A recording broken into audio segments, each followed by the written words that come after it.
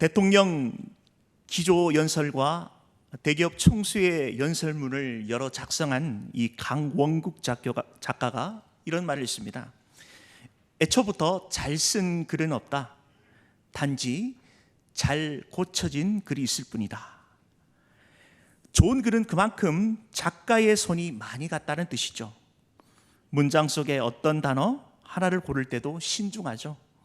어떤 문장에 더 올리고 적절한지를 고민합니다. 수십 번, 때로는 수백 번 고심한 끝에 한 문장 한 단어가 독자의 마음에 감동을 주죠. 처음부터 세련된 글이 없듯 애초에 완벽한 사람 없습니다. 누군가 닮고 싶은 롤 모델이 있다면 그 사람은 분명 하나님 손길이 많이 닿은 사람이죠. 그 사람에게선 하나님의 흔적을 볼 수 있습니다. 유심히 살펴보세요. 분명 그 사람은 하나님께 잘 고쳐진 사람이죠. 하나님은 사람을 쓰실 때 고쳐서 사용하십니다. 합당한 사람으로 만들어 가시죠. 공의롭고 성실한 사람으로 빚어가십니다. 그래야 하나님 쓰시기에 용이하죠.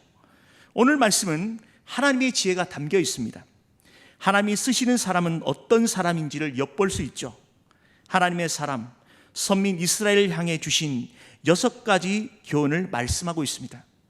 이 말씀은 과거에 이스라엘에게 주신 말씀이지만 오늘 저와 여러분의 가슴에 새겨야 할 말씀입니다.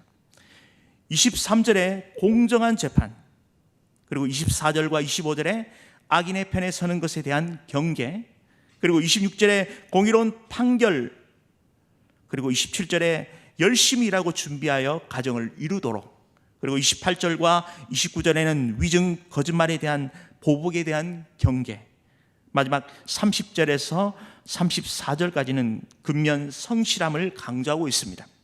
이 6가지 주제 중 이 공의와 성실을 주제로 함께 은혜 나누겠습니다.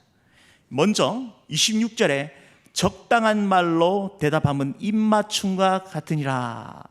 여기서 적당한이라는 말은 원래 곧다, 바르다, 옳다라는 뜻의 의미입니다. 적당한 말로 대답하다라는 것은 친분이나 이해관계에 치우침 없이 법과 원칙에 따라 정당하게 판결한다는 것이죠. 입맞춤이란 이 중동사에서 신뢰와 애정뿐 아니라 두려움과 복종까지도 의미하는 행위입니다. 법과 원칙에 따라 정당하게 판결하는 법관에는 사람들에게 존경과 신뢰를 얻게 되죠. 그런데 이러한 존경과 신뢰는 비단 재판하는 사람만이 적용되는 것이 아닙니다. 우리 모든 성도들의 삶의 모습이 되어야죠. 공의와 진실에 따라 지혜롭게 말하며 행동하는 사람은 누구에게나 신뢰와 존경을 받습니다. 사실 우리 삶의 공의를 실천한다는 것은 쉽지 않습니다. 연약한 우리로서는 친분과 이해관계에 벗어나기 어려우며 또 복잡한 문제들을 지혜롭게 풀어갈 수 있는 것이 쉽지 않죠. 그러나 이 땅을 사는 성도는 그 누구보다도 공의로운 삶을 살아가야 할 이유와 목적이 있죠. 바로 복음의 메신저의 사명입니다. 이물질로 가득한 유리잔에 음료를 담아 마시는 사람은 없을 겁니다. 반드시 이물질을 물로 씻어낸 다음에야 사용하실 수 있듯 날마다 성도는 공의와 정의의 삶으로 세팅되어야 합니다. 공의와 진실한 삶이 수반되지 않으면 신뢰를 잃게 되죠. 요즘 같은 시대에 유창한 말솜씨로 전도가 되지 않습니다. 이단들이 연기자처럼 사람을 속입니다. 진실한 삶이 드러난 사람이 주변 사람들에게 선한 영향력을 드러내는 그런 전도자라는 것입니다. 성도가 매사에 정의롭고 진실하지 못하면 힘이 없습니다. 파급력이 떨어지죠. 사회에 무리를 끼치는 사람들의 구설수에 오른 연예인들은 그가 출연한 CF 모델은 교체하거나 아예 광고를 내리기도 하죠. 제품에 대한 좋은 이미지를 선전하기 위해 내세운 모델이 도리어 나쁜 이미지로 악 영향을 주기 때문입니다. 마찬가지로 성도는 정의롭고 진실하지 못한 말과 행동으로 인해 복음의 문이 막히는 일이 없도록 해야 하는 것입니다. 그래서 사도 바울은 에베소 성도를 향하여 권면합니다. 에베소서 6장 14절에 그런즉 서서 진리로 너희 허리띠를 띠고, 출애굽 당시 이스라엘 백성들은 유월절을 준비하면서 허리를 동인 채로 언제라도 가나안 땅을 향해 출발할 채비를 갖춘 채 양고기를 먹었죠. 오늘날 군대에서도 언제나 전투 준비를 갖추어야 하는 5분 대기조는 이 탄약을 매는 요대를 풀어서는 안 됩니다. 이처럼 성도는 정직과 이 성실된 삶으로 자신을 묶어 준비해야 하는 것입니다. 성도는 언제나 하나님 앞에서의 삶을 살아야 하는 것입니다. 욥은 자신을 정죄하는 친구들 앞에 마치 법정에 선 듯 조목조목 제시합니다. 욥기 31장 33절 34절에 내가 언제 다른 사람처럼 내 악행을 숨긴 일이 있거나 또 나의 죄악을 나의 품에 감추었으며 내가 언제 큰 무리와 여러 종족의 수모가 두려워 대문 밖으로 나가지 못하고 잠잠하였던가. 여기서 욥은 자신이 남의 말이나 비웃음에 두려워서 말도 못하고 눈치 보는 사람이 아니며 자신이 죄를 숨기거나 은폐한 적이 없다라고 말합니다. 자신의 의로운 삶을 살았기에 남에게 거릴 것이 없고 떳떳하다는 것이죠. 욥이처럼 사람들 앞에 부끄러움이 없는 삶을 살았다고 자신 있어 하는 이유는 단지 도덕적 성결 때문에 그런 것이 아닙니다. 인간은 누구나 부패한 본성을 지녔기에 도덕적으로 완벽할 수 없습니다. 그렇지만 욥에게는 자신의 삶을 지탱하는 구심점이 있죠. 그가 언제나 하나님 앞에서의 삶을 살려고 예를 쓴 것입니다. 바로 신전의식이죠. 늘 하나님께서 내 삶을 지켜보고 계시다는 것을 깊이 의식하며 살았던 것입니다. 거룩한 부담감이죠. 욥은 매사에 하나님의 눈을 의식했습니다. 욥기 31장 4절에 그가 고백하기를 그가 내 길을 살피지 아니하시느냐, 내 걸음을 다 세지 아니하시느냐. 하나님 앞에서 늘 자신의 행위를 돌아보며 악을 멀리했기에 사람들 앞에서 당당할 수 있었던 것이죠. 성도는 늘 하나님 앞에서 신전의식의 삶을 살아야 합니다. 하나님은 우리를 눈동자처럼 감찰하십니다. 하나님의 눈을 피할 곳은 그 어디에도 없죠. 언제나 하나님 앞에서의 삶을 살면 그 인생은 실패하지 않습니다. 사람의 시선과 평가에 의식되거나 위축되지 않죠. 좌로우로 치우치지 않는 균형을 유지할 수 있습니다.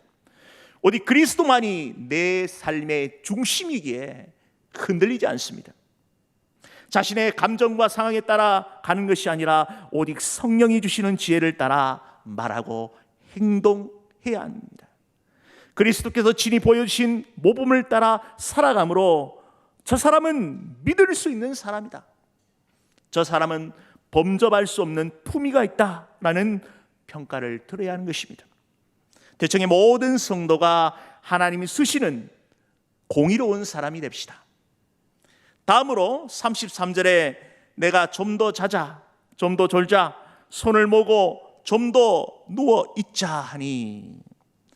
본절과 이어지는 34절은 게으른 자에 대한 훈계로 잠언 6장 10절 말씀과 병행된 구절입니다. 좀 더에 해당하는 히브리어 메아티는 자금, 잠깐이라는 의미죠. 주동사가 없습니다. 직역하면 조금의 잠, 조금의 졸음, 조금의 손을 모음이죠. 여기서 좀 더라는 단어가 거듭 사용된 것은 게으른 사람은 작고 사소한 것에 대한 중요성을 모르며 하찮은 습관의 위험성을 인지하지 못한다는 것이죠. 게으르고 나태한 사람은 한결같은 모습을 풍자한 것입니다. 그리고 자신의 육체와 욕구를 누르지 못하고 나태와 안락함으로 자신의 무절제한 삶을 그대로 드러내는 것입니다. 그리고 34절에 이러한 삶을 살아가는 사람 누구라도 빈궁과 궁핍한 삶을 피할 수 없다라고 교훈합니다. 특히 솔로몬은 빈궁과 궁핍이 강도같이 군사같이 임할 것이라고 말하고 있는데, 이는 생각지 못한 때에 감당할 수 없는 모습으로 밀려와 게으른 사람을 고통 가운데 빠뜨리다라고 말하고 있습니다.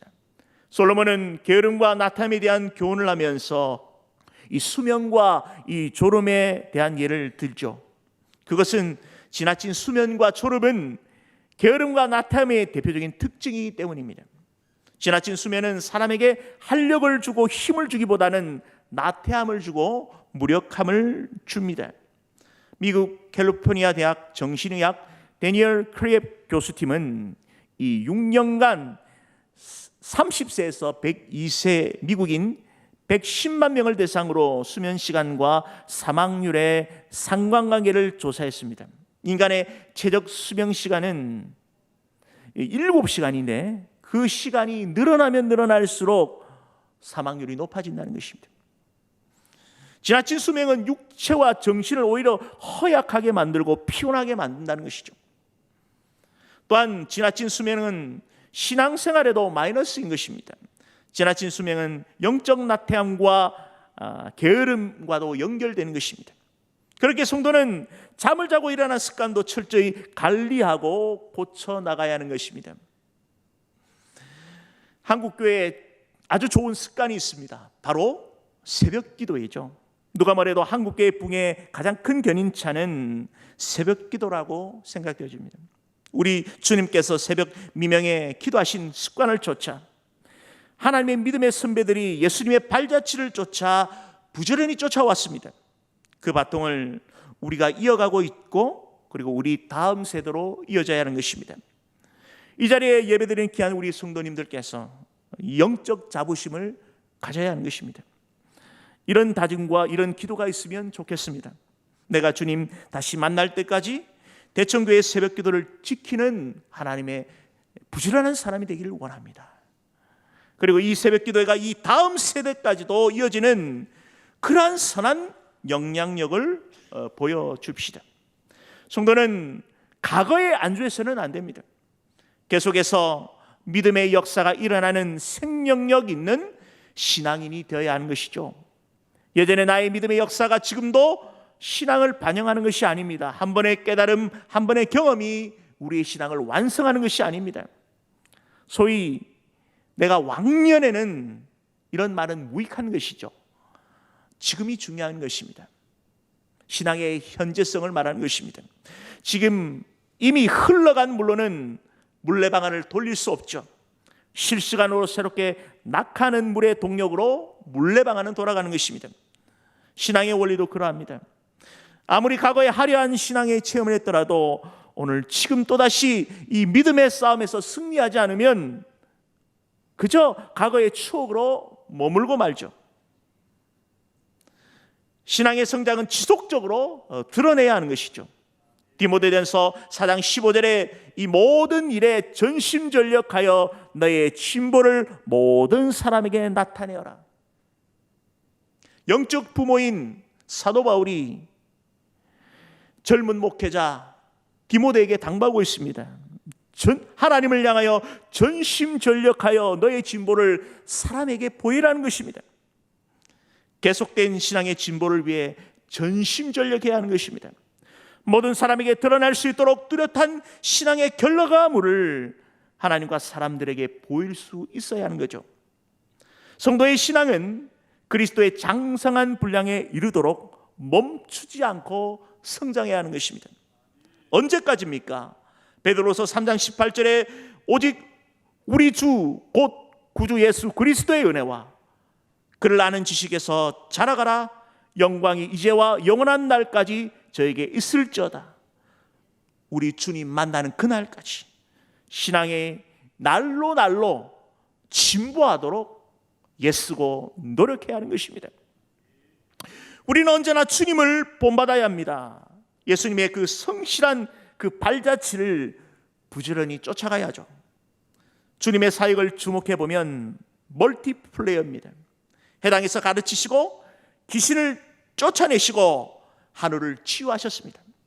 가는 곳마다 분주함에 해가 질 때까지 수고하시고 애쓰셨습니다. 이처럼 많은 사람들에게 하나님의 나라를 전파하시고 가르치시고 치유하신 그 모든 에너지는 어디서 나왔습니까? 목수의 아들로 넉넉지 않은 형편에 제대로 된 음식 한번 제대로 먹지 못하셨을 것입니다. 제자들과 함께 야전에 생활하면서 체력적인 상태도 양호하지 못했을 것입니다. 그럼에도 불구하고 주님이 그토록 열성적으로 사역을 감당해낼 수 있었던 그 원동력은 바로 영혼을 향한 뜨거운 사랑인 것입니다. 예를 들어 우리가 좋아하는 일이 있다면 시간 가는 줄 모르지 않습니까? 우리 주님은 공생애 동안 영혼을 향한 그 뜨거운 그 사랑으로 온 마음으로 온 열정으로 사역하셨습니다. 주님의 열정을 배웁시다. 매사에 주님의 마음으로 최선을 다합시다. 현실이 녹록지 않습니다. 그러나 성경적 관점은 비관주의가 아니라 이미 십자가 부활로 승리하신 그리스도의 승리가 우리 모든 믿는 자의 삶의 기본임을 기억해야 하는 것입니다. 주님께서 쓰시지 못할 사람은 이 세상에 없습니다. 무능한 자에게 능력을 주시는 주님을 신뢰합시다. 우리 삶에 힘주셔서 능력으로 일하시게 하시는 하나님을 바라봅시다. 부르심 앞에 주저하거나 의심하지 말고 온전히 맡기며 지금 나의 위치에서 최선을 다합시다. 하나님께서 우리에게 맡겨주신 유형, 무형의 것들이 있습니다. 바로 달란트 비유를 통해서 알 수 있듯이 하나님께서 우리 각자의 형편과 상황에 따라 맞춤형 달란트를 주셨습니다. 주님이 우리를 먼저 믿어주시고 맡겨주신 것입니다. 누구에게는 많고 누구에게는 적고 비교 대상이 아닌 것입니다. 하나님 각자의 형편과 그 상황에 맞게 가장 적절하게 그 달란트를 우리 각자에게 주신 것입니다. 할렐루야. 그 달란트를 붙잡고 우리가 최선을 다하는 것이죠. 이것이 바로 청지기 자세인 것입니다. 나의 유형 무형의 것들이 내 것이 아니라 주님이 2000년 전에 피로 값주고 사신 것으로 나의 모든 것을 주님 만나는 그날까지 내가 잘 관리하는 것입니다. 잘 사용하는 것입니다. 지금 내가 소유하고 있는 것들을 통하여 하나님께 영광, 또한 이웃에게 사랑의 통로로 복음을 전하는 일에 사용되길 우리 주님은 원하십니다. 우리에게 맡겨진 달란트로 영원한 가치에 성실하게 달려가는 참된 제자가 됩시다. 말씀을 맺겠습니다. 오늘 말씀은 하나님의 지혜가 담긴 권면으로 선민 이스라엘에게 주신 말씀입니다. 공의와 성실이죠. 이 말씀은 오늘 저와 여러분이 다음 세대를 향한 동일한 울림으로 다가옵니다. 하나님은 우리를 사용하십니다. 하나님이 쓰시기에 합당한 사람을 찾으시죠. 그들의 얼굴에는 희미하겠지만 우리 주님의 모습이 투영됩니다.